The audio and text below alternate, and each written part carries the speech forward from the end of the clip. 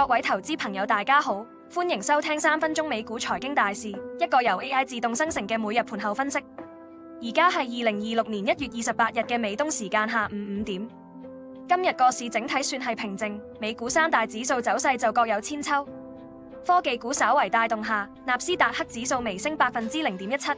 標普500指數就幾乎冇變動，輕微跌咗0.01%。道瓊斯工業平均指數亦都微升0.02%。另一邊廂，亞洲市場今日表現就相當精神，尤其係港股，恒生指數大升超過2.5%，似乎帶動咗成個市場嘅風險胃納。咁點解會有咁嘅情況呢？好大原因係市場聚焦緊幾單大嘢。首先，科技巨頭嘅業績期殺到埋身，好似微軟同 Meta 呢啲重磅股就快派成績表，市場對佢哋嘅預期都維持喺高位，撐住咗科技股氣氛。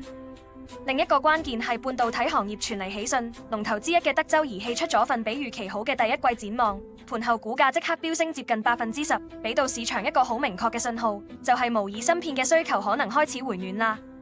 連帶美光科技宣布起新廠嘅消息，市場都覺得個擴產節奏啱啱好，股價都升咗6%以上。半導體板塊今日可以話係領漲功臣。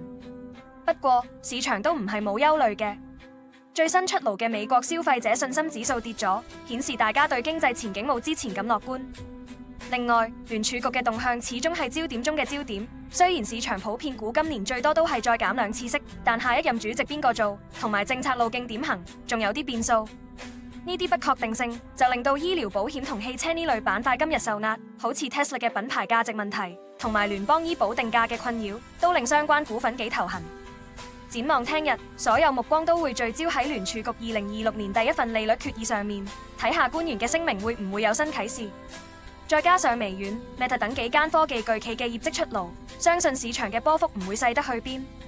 投資者呢個時候真係要睇實啲消息啦。本節目內容由人工智能技術全自動生成，只係提供資訊同埋教育用途，唔構成任何專業財務、投資或法律建議。